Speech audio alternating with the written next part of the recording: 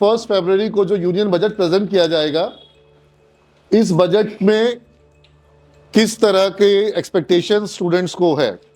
अब student as such कोई अलग से देश के लिए नहीं सोचते हैं, जो देश के लिए अच्छा है वही हम लोग चाहते हैं। पहला, बजट एक रूपरेखा होती है कि सरकार का दिशा क्या है, दशा क्या है, देश की दशा क्या है और आने वाले भविष्य को हम किस दिशा में उसको ले जाते हैं। तो 2 वर्ड हम बोले, क्या? दशा और दशा समझ में आती है कि हमारा फिजिकल डेफिसिट कितना है। फिजिकल डेफिसिट मतलब क्या होता है? Physical deficit is your expenditure, excess of expenditure over your revenue.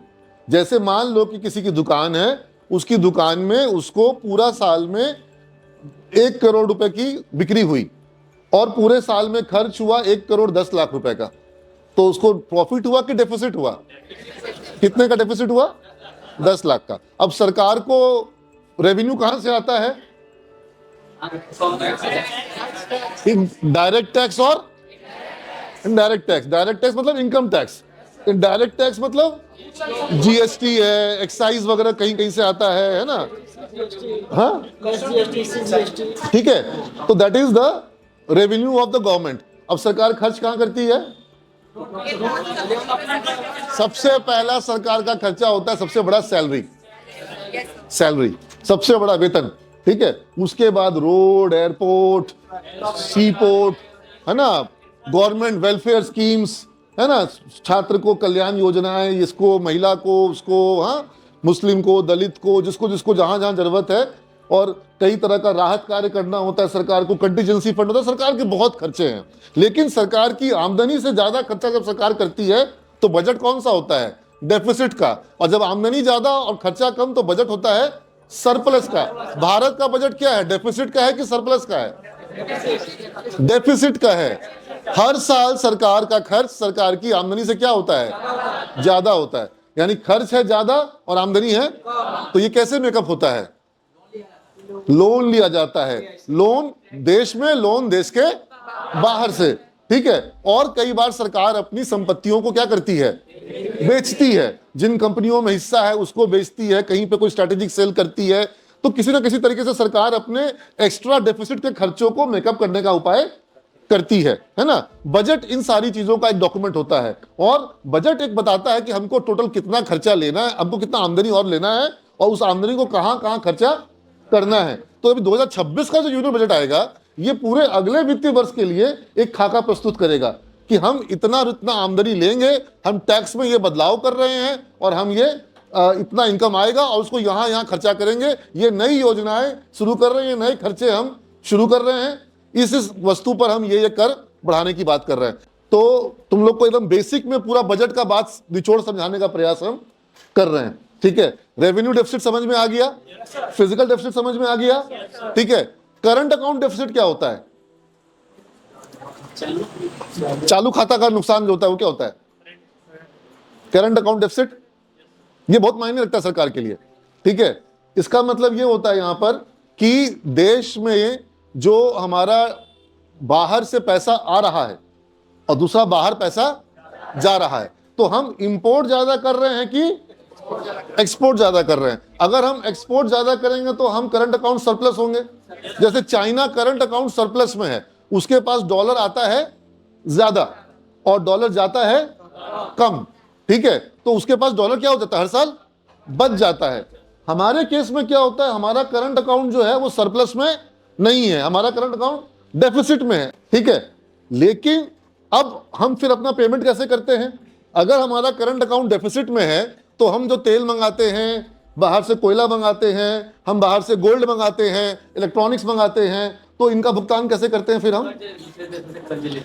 It's not always कर्ज।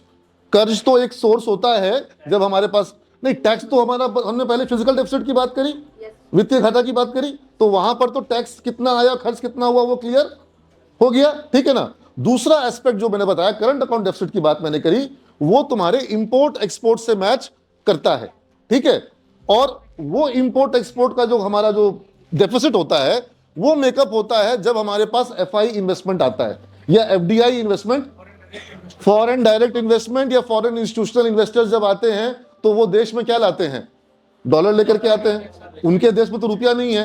अब भारत में उनको क्या करना है? निवेश करना है। तो भारत में निवेश करने के लिए वो क्या लेकर के आएंगे? डॉलर लेकर के आएंगे। वो डॉलर क्या करेंगे? वो डॉलर अपने यहां पर बैंक को देंगे, बैंक आरबीआई को देगी, आरबीआई बदले में उसको रुपया देने का परमिशन देगी। ठीक है ना? तो डॉलर कहां पहुंचेगा? आरबीआई के पास में। तो आरबीआई के पास डॉलर का क्या बनेगा? एक रिजर्व बनेगा। फिर जब कोई इंपोर्ट करने वाला, इंडियन ऑयल जाएगी कि हमको इंपोर्ट करना है, क्रूड ऑयल मंगाना है, तो ये लीजिए रुपया, हमको बदले में दीजिए डॉलर, क्योंकि हम सऊदीया को डॉलर भेजेंगे तब सऊदीया हमको तेल देगा। ये समझ लो ना, ये हिसाब किताब होता है डॉलर का। तो ये सिस्टम से इंडिया का आज तक अकाउंट मैनेज हो रहा है। लेकिन इसमें सबसे बड़ा गेम क्या हो रहा है कि हमारी इकोनॉमी में डॉलर का हमेशा क्या रहता है? कमी, क्राइसिस, क्योंकि हमको मंगाना है सामान बाहर से ज्यादा और हमारा सामान बाहर जाता है। अब एक विशेष परिस्थिति आ गई। विशेष परिस्थिति क्या आ गई कि अमेरिका में प्रेसिडेंट बन गए डोनाल्ड ट्रंप, और वो क्या बोलते हैं कि हम लगाएंगे भारत पर, मेरे प्यारे मोदी जी मित्र हैं, हम उन पर लगाएंगे टैरिफ। उन्होंने 50% लगा दिया टैरिफ। अब बोलते हैं कि 50 को हम कर देंगे 100, अब फिर हम कहते हैं 500 कर देंगे। अरे भाई, तो तुम 50 पे ही कौन सा माल बिक रहा है? अब तुम उसको 100 भी कर दोगे तो बहुत फर्क नहीं पड़ेगा, है ना? वो तो वैसे भी माल अब हमारा बिकना वहां पर अमेरिका में हो गया कम। लेकिन अच्छी बात क्या हुआ कि हमारे जो एक्सपोर्टर्स थे, जो हमारे देश में, चाहे वो केमिकल कंपनियां हो, फार्मा कंपनियां हो या आईटी कंपनियां हो, इन्होंने क्या किया? इन्होंने तुरंत से मार्केट को संभालने के लिए, अपने बिजनेस को संभालने के लिए, और दूसरी टेरिटरीज जहां पर उनका बहुत डेवलप मार्केट नहीं था, वो वहां पेनिट्रेट करने लगे, क्योंकि वहां पर टैरिफ नहीं है। ठीक है, तो एक तरीके से हम नए मार्केट को एक्सप्लोर कर रहे हैं। हो सकता है कि टैरिफ वॉर के बाद जब भारत निकल के आएगा तो और ज्यादा क्या हो जाएगा? निखर के आएगा और मजबूत हो जाएगा। लेकिन यहां पर सरकार की तरफ से सारे एक्सपोर्टर्स को कहीं ना कहीं कुछ एक सपोर्ट देने की जरूरत है। दूसरा, अभी एक हम लोग एक बहुत बड़ा जो एक मिस आउट कर गए, जो दुनिया में एक रेस चल रही थी, वो था मैन्युफैक्चरिंग की रेस। और उस मैन्युफैक्चरिंग की रेस में कौन आगे निकल गया? चाइना आगे निकल गया। उसने कई तरह का इंसेंटिव्स दिया, कई तरह की पॉलिसीज दी, कई तरह का लोगों को लाभ दिया। अब हमने शुरू किया अपने यहाँ PLI, production link incentive, PLI. इस बजट में क्या चाहिए सरकार को? पीएलआई की योजना को बढ़ाना होगा कि नहीं बढ़ाना होगा? बढ़ाना होगा। दूसरा, भारत का जो उत्पादन है, ये लार्ज स्केल इंडस्ट्रीज के माध्यम से है कि मीडियम और स्मॉल स्केल इंडस्ट्रीज के माध्यम से? तो पीएलआई का बेनिफिट मीडियम और स्मॉल स्केल इंडस्ट्रीज को नहीं मिलता है, उनको आगे लाना होगा। दूसरा, हम अब बात करते हैं, हम लोग बिहार में हैं। बिहार राज्य जो है, क्या आर्थिक रूप से या उत्पादन के क्षेत्र में आत्मनिर्भर है? क्या हम अपना उत्पादन अपने राज्य में कर पाते हैं? क्या हमारे यहाँ उत्पादन की संभावनाएं हैं? हमारे पास मक्का है, हमारे पास जो है वो कपास, जूट है, हमारे पास मखाना है ना, हमारे पास केला है, हमारे पास बहुत तरह के, हमारे पास गन्ना है ना। तो हमारे पास ऐसे बहुत सारे हमारे कृषि उत्पाद हैं जिनको कि अगर हम यहाँ प्रोसेस करें, जिनको हम यहाँ पर उनका वैल्यू एडिशन करें, तो यहाँ पर रोजगार भी बढ़ेगा, किसान की आमदनी भी बढ़ेगी। लेकिन उसमें निवेश यहाँ अभी हुआ। तो क्या ऐसे सभी राज्य जो पिछड़े हुए हैं, उनको कोई विशेष उत्पादन के क्षेत्र में वहां जो कोई विशेष राहत दिया सकता है, कोई पैकेज दिया सकता है क्या? जैसे स्पेशल इकोनॉमिक जोन बनाया जाता है, और कई जगह स्पेशल इकोनॉमिक जोन देश में बनाए गए, और वहां निवेश करने वाले जो उद्योगपति थे, जो वहां निवेश करने वाले उद्यमी थे, उनको बहुत तरह का राहत दिया गया। क्या पूरा बिहार अपने आप में एक स्पेशल इकोनॉमिक जोन के लायक नहीं है? क्या बिहार को स्पेशल इकोनॉमिक जोन डिक्लेयर कर देना चाहिए कि अगर कोई बिहार में निवेश करेगा तो उसको वही बेनिफिट मिलेगा जो दादर नगर हवेली में मिलता है, जो उसको हिमाचल में मिलता है, जो उसको गुजरात के किसी जगह पे मिलता है, वो जो बेनिफिट वहां की स्टेट दे रही है, जो सेज में स्पेशल इकोनॉमिक जोन में बेनिफिट मिल रहा है, आप बिहार को सेज डिक्लेयर कर दो। कोई भी निवेशक अगर बिहार में निवेश करे तो उसको वो लाभ मिले जो किसी स्पेशल इकोनॉमिक जोन में मिलता है। क्या इसमें बड़ा कोई नुकसान हो जाएगा सरकार को? उल्टा इससे यहां पर निवेश बढ़ेगा। अभी इस देश को वो बजट चाहिए जिसमें कैपेक्स बढ़े। क्या बढ़े? कैपेक्स का मतलब कैपिटल एक्सपेंडिचर, पूंजीगत व्यय। कैपेक्स चाहिए, क्योंकि अगर अभी हम लोग कैपेक्स नहीं करेंगे तो देश की अर्थव्यवस्था जो है वो रुक जाएगी। और कैपेक्स जो है वो सिर्फ और सिर्फ निजी क्षेत्र करेगा, ऐसा संभव नहीं है। कैपेक्स सरकार को भी करना होगा। ज्यादा से ज्यादा रोड के प्रोजेक्ट, ज्यादा से ज्यादा एयरपोर्ट के प्रोजेक्ट, ज्यादा से ज्यादा रेलवे के प्रोजेक्ट्स, ज्यादा से ज्यादा बंदरगाह के प्रोजेक्ट। समझ रहे बात को? जितना इसमें निवेश होगा उतना अर्थव्यवस्था क्या होगी?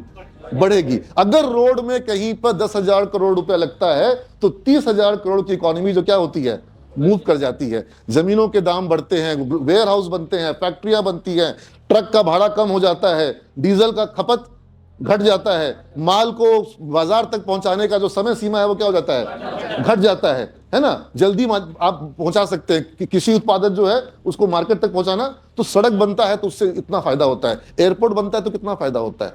समझ रहे बात को?